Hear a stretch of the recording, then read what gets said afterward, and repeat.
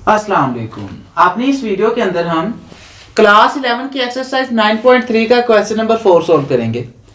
हमें रिक्वायर्ड है find x if tan square 45 degree minus cos के 60 degree is equal to x into sine 45 degree into cos 45 degree into tan 60 degree. तो यहाँ से हमने x की वैल्यू फाइंड करनी है।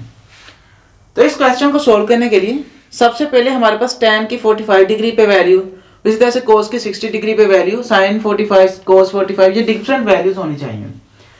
तो हम जानते थे कि इनके लिए हम डायरेक्ट किस तरह से ये वैल्यूज याद करते थे। 0 1 2 3 4, इसको अगर हम 4 पे डिवाइड कर दें तो हम और इसका स्क्वायर रूट ले लें तो हम वैल्यूज गेट कर सकते हैं। तो हम जानते थे कि इसका आंसर क्या आएगा हमारे पास 0 4 पे डिवाइड होगा तो 0 होगा, 0 का स्क्वायर रूट भी 0 होगा। और इसका हमारे पास आंसर क्या आएगा 1/2। 4 का स्क्वायर रूट 2 बन जाएगा और 1 का स्क्वायर रूट 1 होगा। और इसी तरह से यहाँ पर 2 से अगर इसको डिवाइड कर दिया तो 1/2 बन जाएगा, तो 1 का स्क्वायर रूट 1 आ जाएगा और 2 का square root 2 square root of 2 आ जाएगा। और यहाँ से हमारे पास स्क्वायर रूट ऑफ 3 आ जाएगा डिवाइडेड बाय 4 का स्क्वायर रूट हमारे पास क्या बन जाएगा 2। और इसी तरह से 4 पे डिवाइड हो गया 1 का स्क्वायर रूट भी 1 आ गया। अब ये हमारे पास साइन की 0 डिग्री पे वैल्यू होती है, और इसी तरह से ये 30 डिग्री पे 45 डिग्री पे वैल्यू होती है ये, और 60 डिग्री पे हमारे पास साइन की ये वैल्यू होती है और 90 डिग्री पे ये होती है वैल्यू। तो ये डायरेक्टली हम इस तरह से याद रखते थे कि ये साइन 0 पे ये वैल्यू देता है, 30 45 60 और 90 डिग्री पे ये वैल्यू दे रहा होता है। सो हम कैलकुलेटर के बगैर इसको इसलिए इस तरह से याद रख सकते हैं।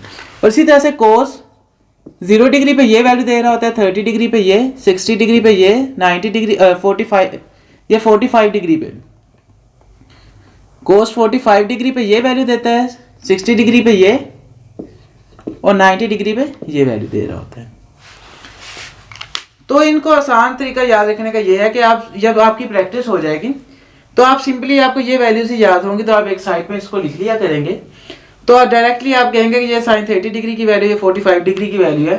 जब ज़्यादा प्रैक्टिस होगी तो आपको लिखने की भी ज़रूरत नहीं होगी, आप डायरेक्टली ही यहाँ पर पुट कर सकते हैं। तो मैंने कहा कि एक दफ़ा आपके जहन में दोबारा से रिवाइज हो जाए कि हम इस तरह से वैल्यूज गेट करते थे। अब इन वैल्यूज के इस क्वेश्चंस के अंदर यूज़ करके हम वहाँ से एक्स की वैल्यू फाइंड कर सकते हैं इजीली। सबसे पहले हमें tan 45 डिग्री की वैल्यू रिक्वायर्ड है। हम जानते हैं कि हमारे पास साइन और कोस की वैल्यूज हैं। अब हम tan 45 डिग्री की वैल्यू भी फाइंड कर लेते हैं, लेकिन याद रखें कि हमारे पास साइन 45 डिग्री भी और कोस 45 डिग्री भी सेम हमारे पास वैल्यू दे रहा होता है 1/√2। तो tan 45 डिग्री याद रखें कि 1 के इक्वल होता है। वो इस तरह से tan 45 डिग्री हमारे पास साइन 45 डिग्री ओवर कोस 45 डिग्री के इक्वल होगा, क्योंकि हम जानते हैं कि tan theta sine theta over cos theta के इक्वल होता है।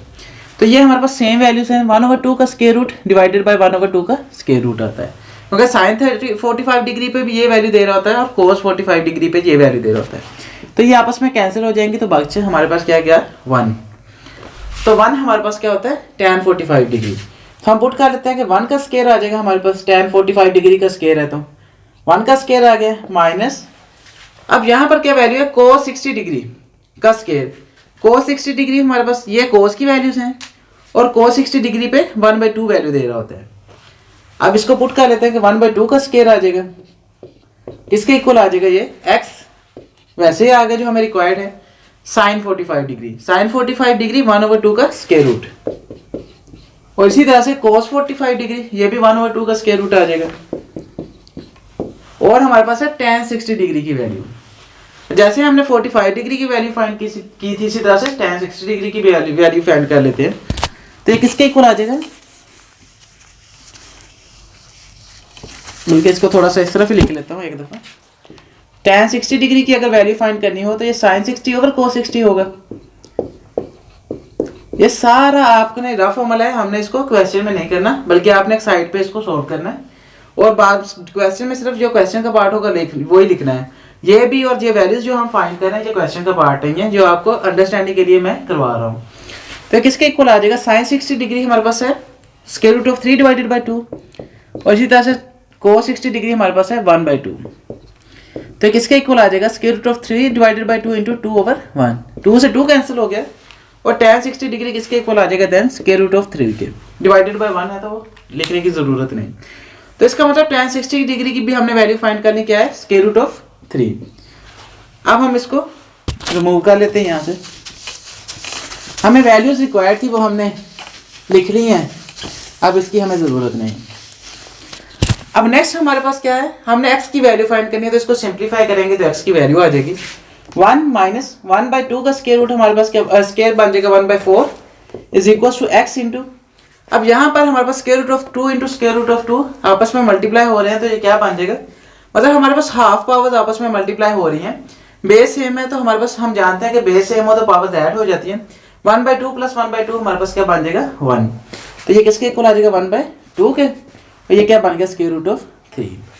तो इससे हम एलसीएम ले लेते, तो यहाँ से 4 आ जाएगा, 4 माइनस 1 आ गया, x into square root of 3 divided by 2 आ गया, और यहाँ से 3 डिवाइडेड बाई 4 बन जाएगा is equal to x into square root of 3 divided by 2 आ गया।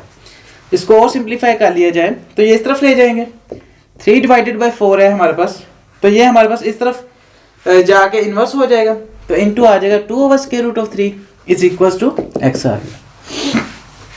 x की हमने वैल्यू फाइंड करनी थी, अब 2 से 4 पे डिवाइड करते हैं तो हमारे पास 2 बच गया यहाँ से, और यहाँ से हमारे पास स्क्वायर रूट ऑफ 3 है, तो हम इसको क्या लिख सकते हैं कि हम 3 को square root of 3 into square root of 3 लिख सकते हैं, divided by 2 into square root of 3 आ जाएगा। ये हमने इसे लिखा क्या, हम स्क्वायर रूट ऑफ 3 से स्क्वायर रूट ऑफ 3 को कैंसिल करते हैं, और हम जानते थे कि जिस तरह से हमने यहाँ पर स्क्वायर रूट ऑफ 2 को मल्टीप्लाई करके 2 लिख लिया था, और इसी तरह से हम इसको भी हाफ कर सकते हैं पावर्स में, तो इसलिए हमने इसको लिख लिया। अब स्क्वायर रूट ऑफ 3 से स्क्वायर रूट ऑफ 3 कैंसिल कर देंगे, तो बाकी हमारे पास क्या बच गया, किसके इक्वल था ये x के, इसका मतलब x हमारे पास किसके इक्वल आ गया then square root of 3 divided by 2, तो ये हमारे पास आंसर होगा। तो सिंपल सा क्वेश्चन था, सिर्फ आपको अगर वैल्यूज पता होती तो आपको वो भी लिखने की जरूरत नहीं थी, आप सिंपली ऐड वैल्यूज करते और सिंप्लीफाई करते तो हमारे पास आंसर आ गया square root of 3 divided by 2। तो आई होप ये वीडियो आपके लिए काफी ज्यादा बेनिफिशियल होगी।